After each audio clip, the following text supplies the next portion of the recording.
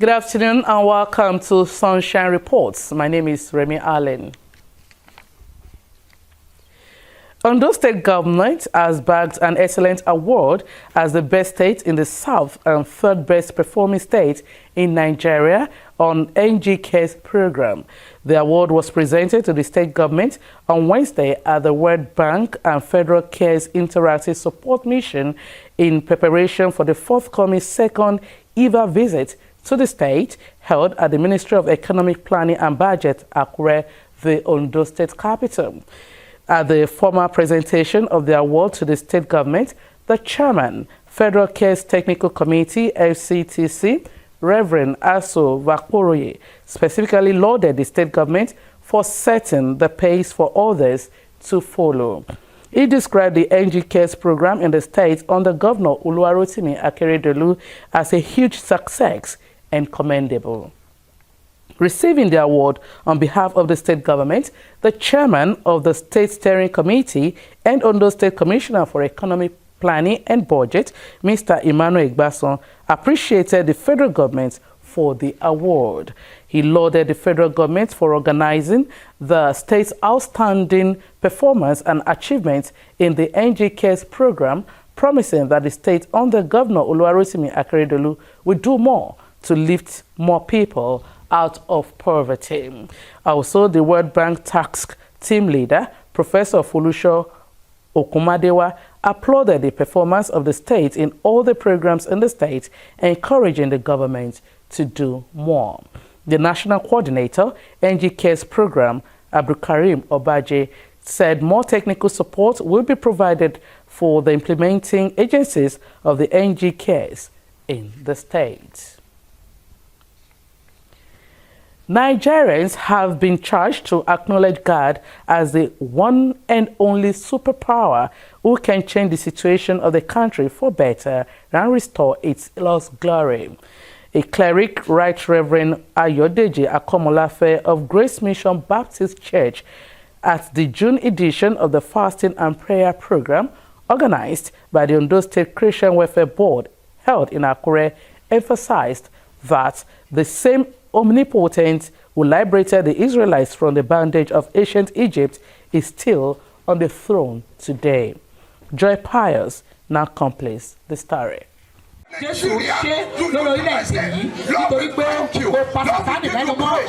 the June edition of the monthly fasting and prayer program organized by the Ondo State Christian Welfare Board to intercede in prayer for the peace and progress of Ondo State and the entire country.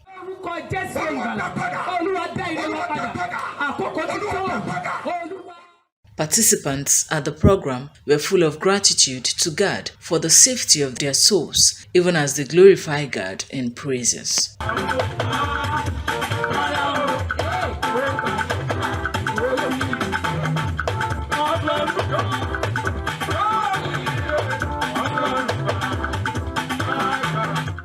Guest minister at the interdenominational program, Right Reverend Ayodeji Akomolafe, harped on the need for citizens to return to God in totality and trust in His absolute power to restore the nation's lost glory. Right Reverend Akomolafe assured Nigerians that God will win the battles for the nation and restore its lost glory once the entire citizenry puts their confidence in the author and finisher of the country's collective destiny. In Nigeria, the Lord will manifest Himself.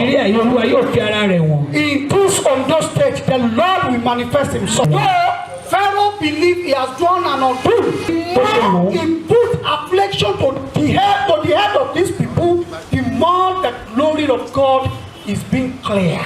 The chairman, Ondo State Christian Welfare Board, Very Reverend Raphael Agbola, encouraged Nigerians to reconcile with their Maker through sincere repentance and righteousness so God can have His way through the newly inaugurated administration. The Bible enjoins us to pray for people that are in authority.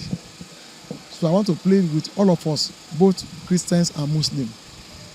We should keep on praying for this administration, that they will succeed, because they won't be able to do anything outside the plan of God. Some of the participants at the program described the exhortation as apt and so enriching. From the message we have heard today, I thank God that, yes, all that the enemy have taken away from us in the past years, that through this, letting us know that God is going to restore everything back. God hears prayer. God will hear our prayer.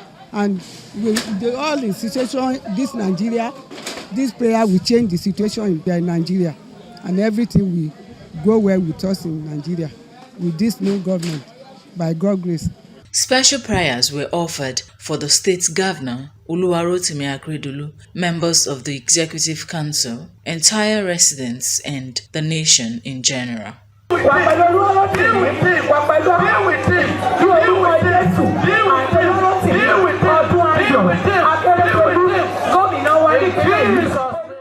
Joy Pius, Osrc News. Exposures of pupils to various processes involved in views gathering and transmission was the mission of pupils of Vicpart International School, Iluabu, as they embarked on an excursion to the Ondo State Radio Vision Corporation, Osrc, in Akure. The pupils were taken through the rudiments of broadcasting, a one-in-a-lifetime opportunity for some of them. Our correspondent, Kunle Ariyo, reports.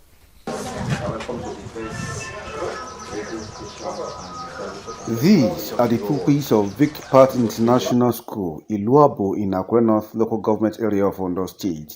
They are here on an academic excursion to the headquarters of the State Media Group at Orita Obele in Akure. The aim of the excursion was to expose the pupils to the art of broadcasting and journalism. The pupils were conducted around the State Media Group complex, which houses the television station Osrc, Orange 94.5 FM and Alalaye 96.5 FM, by the Deputy Director, Engineering Services, Mesa Ibokun Adebowale. They visited studios of the three stations, coding studios, and the newsroom where they were taught the rudiments of broadcasting and journalism. So we call this one head cam. What do we call it? Head cam.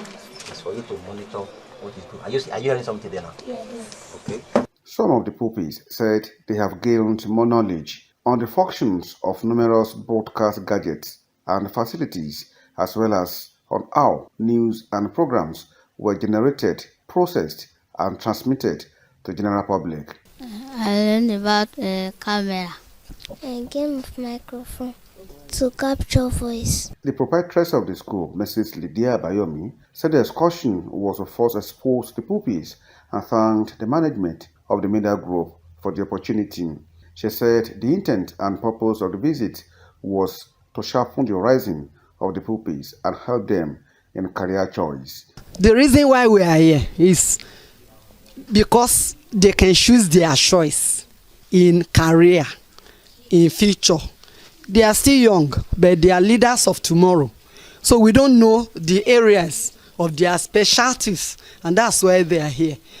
They may be motivated in future to come and work in Osrc, and not that alone, to be a journalist. They may intend to be even the chairman of this place in future.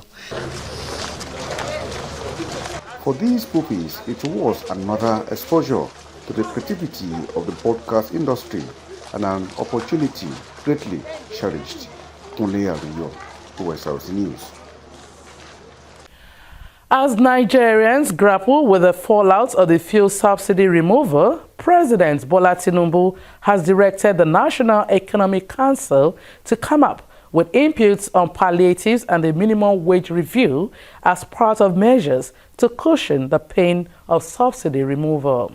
This was as the Trade Union Congress said it was expecting the federal government to provide feedback on its demand for 200,000 minimum wage by June 19.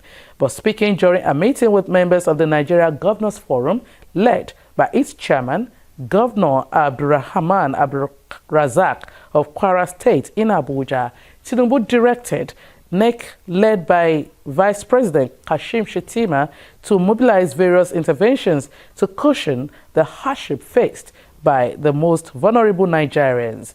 beside the vice president. The NEC comprises 36 state governors, the governor of the Central Bank of Nigeria, and other co-opted government officials. The president described the level of impoverishment in this country as unacceptable, urging state governors to collaborate with the federal government to tackle poverty nationwide. In the meantime, the Nigerian National Petroleum Company Limited, NNPCL, has confirmed that once the Dangote refinery starts pumping out refined petroleum products from late July to early August, the NNPCL will cut down on its import of premium motor spirits, popularly called petrol. NNPCL is currently the sole importer of petrol into Nigeria, a task which it had shouldered for several years. Other oil marketers stopped importing petrol due to their inability to access the United States dollars at the official rate. NNPCL also owned 20% stake in the Dangote refinery. The 650,000 barrels per day crude oil processing refinery was inaugurated last month by former President Muhammadu Buhari, who described the facility as a game changer. Also, at the inauguration, stakeholders said the facility would put an end to the inflow of toxic substandard petroleum products into the country, adding that the refinery will meet 100% of Nigeria's fuel needs. The outgoing Speaker of the House of Representatives, Femi Gbajabiamila, has pledged to facilitate a cordial relationship between President Bola Tinubu and the National Assembly. Gbajabiamila, who has been appointed as President's Chief of Staff, made the promise in his opening address to at the opening of the 9th House of Representatives valedictory session in Abuja. While thanking his colleagues lawmakers for their support, the Speaker described his new appointment as humbling. He equally assured the lawmakers he will work to ensure a cordial and more productive relationship between the executive and legislative arms of government in his new role as Chief of Staff to the President, while respecting the independence of the legislature. Meanwhile, ahead of the inauguration of the 10th Assembly next Tuesday, some aspirants for the Senate presidency and Speaker for the House of Representatives have continued to insist on contesting for the positions in open defiance of the zoning arrangement announced by the ruling All Progressives Congress, APC, in early May. The recalcitrant contestants said they would not step down for the party's consensus aspirants for the two leadership positions. To salvage the situation, President Bola Tinubu and the APC National Working Committee had been meeting with the aspirants and various interest groups, but their pacification efforts have so far failed to yield the desired results.